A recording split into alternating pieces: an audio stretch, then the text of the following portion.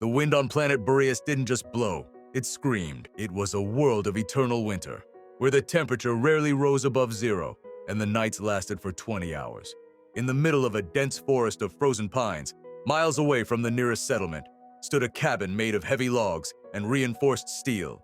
Inside, a man named Ronin sat by the fire. Before we begin this story, drop a quick hi in the comments and let me know where you are watching from. It really helps the channel grow. Ronin was a man who had seen too much.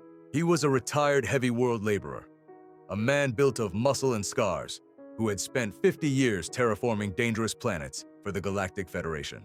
When he finally retired, he didn't buy a condo on a beach world. He bought a one-way ticket to Boreas. He wanted silence. He wanted the cold. He wanted to be left alone. He was sipping black coffee, staring into the flames of his wood-burning stove. The fire was the only living thing he had spoken to in 6 months. His life was simple. Wake up, chop wood, check the perimeter sensors, eat, sleep. No politics, no wars, no noise. But the universe has a funny way of finding people who want to hide. It started with a thud against his door. Ronin frowned. It wasn't the wind. It was a heavy physical impact, like something or someone falling. He put his coffee down. He didn't rush. On Boreas, the only things outside at night were snow wolves and falling branches. He grabbed the heavy iron poker from the fireplace just in case and walked to the door. He unlatched the heavy bolts and pushed it open. The blizzard roared, throwing snow into his face like icy sand. Ronin squinted into the white darkness. At first, he saw nothing, just the swirling snow and the dark shapes of the trees. He looked down, his breath caught in his throat. Lying on his doorstep, half buried in the snow, were two small figures. They weren't human. Their skin was a pale shimmering blue, like moonlight on ice.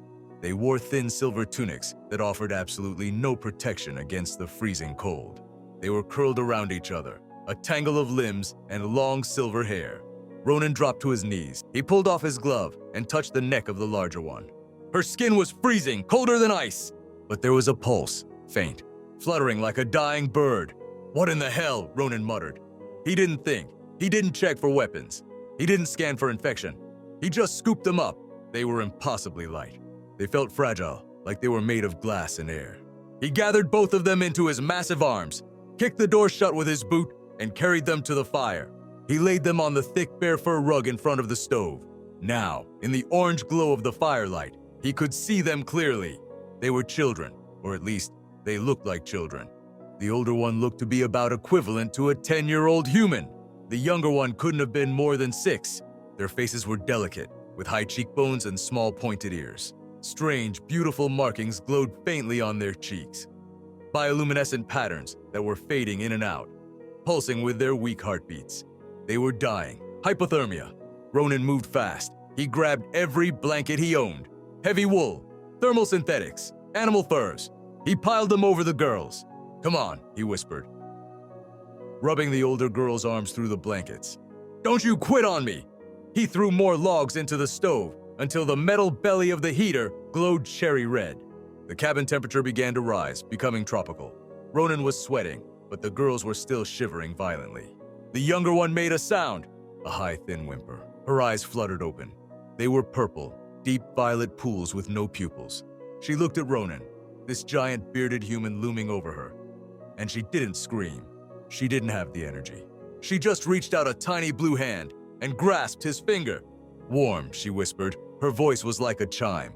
Ronin froze. He looked at his rough, scarred hand, held by this tiny alien creature. Yeah, Ronin said, his voice rough. I'm warm, I've got you. He spent the next 6 hours fighting for their lives. He heated broth and fed it to them spoon by spoon. He heated stones by the fire and wrapped them in cloth, placing them at their feet. He didn't sleep. He watched their breathing.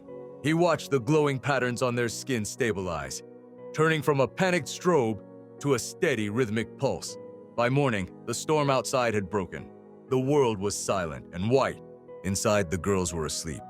Peaceful. Ronin sat in his armchair watching them. He rubbed his face with his hands.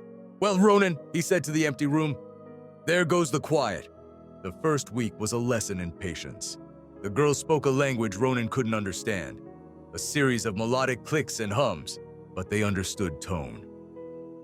They understood that the big human with the gruff voice brought food. They understood that his large hands, though rough, were gentle. The older one was protective. Her name, Ronin learned after much pointing and repeating, was Alara. She watched Ronin like a hawk. If he moved too fast, she would shield her sister. The little one was named Silly. She was fearless. On the third day, Silly climbed onto Ronin's lap while he was reading a manual. She simply sat there, placed her head on his chest, and closed her eyes. Alara gasped, terrified. She reached out to pull her sister away. Ronin held up a hand. "It's okay," he said softly. "Let her stay." Alara hesitated. She looked at Ronin's face. She saw no anger, only a strange, confused kindness. Slowly, she sat down on the rug beside his knee, leaning against his leg. They stayed like that for an hour. Ronin realized something then. To them, he was a furnace. Humans run much hotter than their species. In this frozen world, he was a living radiator. "You're not just refugees," Ronin thought, looking at their strange, expensive-looking silver clothes. "You're running from something!" He didn't push for answers. He just cooked. He made them stew. Hearty, thick beef stew with potatoes and carrots. When he first served it, Alara stared at the bowl suspiciously. "It's food," Ronin said, miming eating.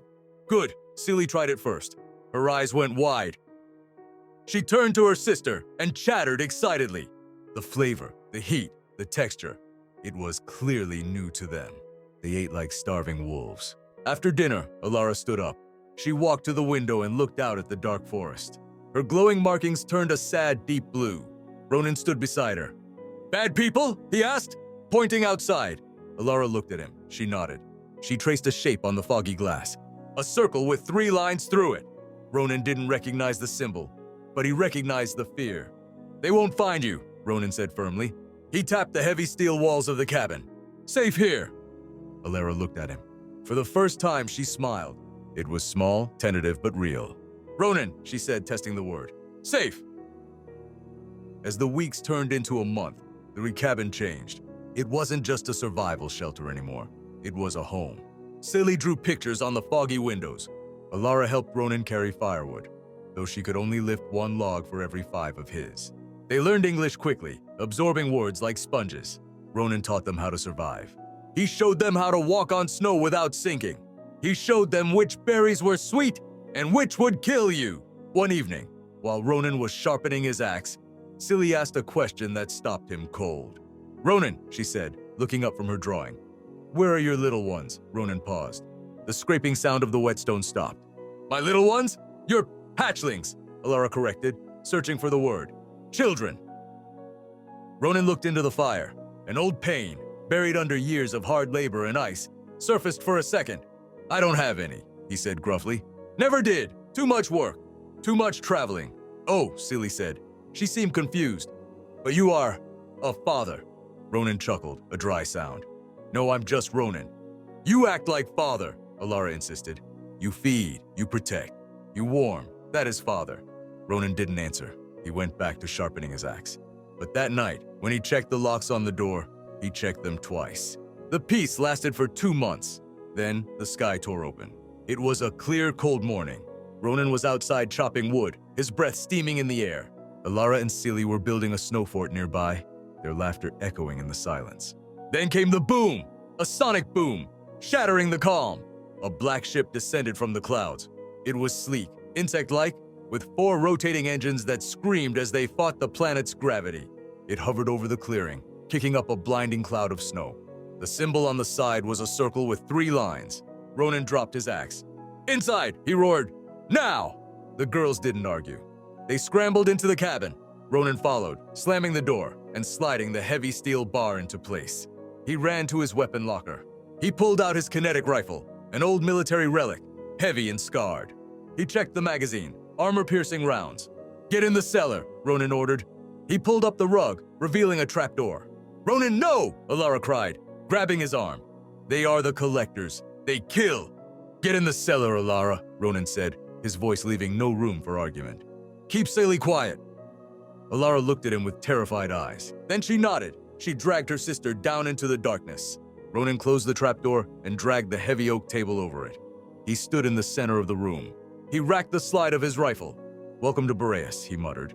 A voice amplified by a loudspeaker boomed from outside. Occupant of the dwelling, you are in possession of property 7 Alpha and 7 Beta. Surrender the assets immediately, and your termination will be painless. Ronin walked to the window. Through the slats, he saw figures descending from the ship. They were tall, clad in black bioarmor. Their faces were hidden behind smooth glass masks. They carried energy staves that crackled with blue electricity. Collectors, slavers, who specialized in rare species. There were 6 of them. Ronin cracked his neck. Property, he spat. He opened the window just an inch. He rested the barrel on the sill. Hey, he shouted. The collectors turned toward the cabin. Get off my lawn, Ronin said. Crack! The first shot hit the lead collector in the chest. The armor-piercing round punched through the bioplating like paper. The alien dropped. The others reacted instantly. Blue energy bolts slammed into the cabin. Wood splintered. Smoke filled the air. Ronin ducked, moving to the second window. He knew this cabin. He built it. He knew the angles. Crack, crack! 2 more shots. Another collector fell, clutching his leg. Burn it out! The leader screamed in a distorted electronic voice. They stopped shooting. One of them stepped forward with a heavy cannon. Not good, Ronin grunted. He didn't wait. He kicked the back door open and ran out into the snow, away from the cellar, drawing their fire. Over here, you ugly bastards! He yelled. It worked. The heavy cannon swung toward him. A ball of plasma hissed through the air, melting a pine tree inches from his head. Ronin rolled behind a stack of logs. He was pinned down. He could hear them advancing. Their boots crunched on the snow. Surrender, human! The leader's voice was close. You cannot win. You are a level 1 species. Primitive weak. Ronin checked his ammo, 3 rounds. He looked at his hands. They were shaking, not from fear. From rage. They called those girls property. They called him weak. He remembered Silly sleeping on his chest. He remembered Alara trying to carry the firewood. Weak, Ronin whispered. He stood up. He didn't shoot. He threw his rifle at the leader's face. The alien flinched, surprised by the primitive projectile. In that second of distraction, Ronin charged. He was 50 years of hard labor. He was gravity-trained muscle. He hit the alien leader like a freight train. They went down in the snow. The energy staff flew away. Ronin didn't use finesse. He used his fists. He punched the glass mask, cracking it. The other 2 collectors hesitated, afraid to shoot their leader. That was their mistake. Ronin grabbed the leader's plasma pistol from his belt. He rolled off the stunned alien and fired. Sobs up. The 2 standing collectors dropped. Ronin stood up, breathing hard. Steam rose from his shoulders. The leader on the ground groaned, trying to reach for his weapon. Ronin stepped on his hand. He aimed the plasma pistol at the alien's head. Property, Ronin said, his voice cold. They have names. The alien looked up, the cracked mask revealing a pale, frightened eye. You are bonded to them? Why? They are merely stock. They're my daughters, Ronin said. He pulled the trigger. Silence returned to the forest. The snow began to fall again, covering the black armor of the intruders. Ronin stood there for a long time. The adrenaline faded, replaced by a sharp pain in his side. A plasma bolt had grazed him. He was bleeding. He dropped the gun and staggered back to the cabin. He pushed the table off the trapdoor. He pulled it open. Alara? Siley? They climbed out, shaking. They looked at the ruined cabin. The smoke. Then they looked at Ronin. They saw the blood on his side. Ronin! Alara screamed. She ran to him. Silly followed. They grabbed his hands. You are hurt, Silly cried. Broken. Ronin sat down heavily in his armchair. He winced. I'm okay. Just need a minute. Alara placed her hands on his wound. Her markings glowed bright white. We heal, she whispered. We heal, Father. It wasn't magic. It was biological. A symbiotic transfer of energy. Ronin felt a warmth spread through his side, knitting the skin, dulling the pain. He looked at them. Their faces were streaked with tears, but their eyes were fierce. They hadn't run away. They had stayed to help him. You called me father, Ronin murmured. Alara looked him in the eye. You fought for us. You bled for us. That is father. Ronin closed his eyes. He felt the warmth of the fire and the warmth of the 2 small beings leaning against him. For the first time in 50 years, the cold didn't bother him at all. Narrator voice change. The passage of time. 10 years later. The cabin on Boreas was bigger now. 2 new rooms had been added. A greenhouse glowed in the snow, filled with vegetables. Ronin sat on the porch. His hair was completely white now, his movements a little slower. He was whittling a piece of wood. A ship descended from the sky. Not a black ship, a silver one. A diplomatic courier. It landed in the clearing. Two figures stepped out. They were tall, elegant, and breathtaking. Their skin shimmered like diamonds. They wore the uniforms of the Galactic Peacekeeping Corps. Alara and Silly had grown up. They walked toward the cabin. They moved with grace, but when they saw the old man on the porch, their diplomatic composure vanished. "Dad!" Siley shouted. She ran. The feared diplomat, the negotiator who had ended the Centaurian War, ran through the snow like a little kid. She hugged Ronin so hard the chair creaked. "Easy, easy," Ronin laughed, patting her back. "I'm old, remember?" Alara followed, smiling. She placed a hand on his shoulder. "You look good, Dad. Have you been eating the stew I left in the stasis unit?" "Every day," Ronin lied. "Mostly." They sat on the porch as the sun set, painting the snow in shades of pink and orange. "The council asks about you," Alara said. "They still tell stories about the human who defeated a collector squad with his bare hands." "People talk too much," Ronin grunted. "They want to know why," Silly asked softly. "Why you did it. Why you took in two strange aliens when you wanted to be alone." Ronin looked at his daughters. He looked at the life they had built. He looked at the stars appearing in the sky. "I didn't save you," Ronin said. He took their hands, his rough, calloused palms against their smooth, glowing skin.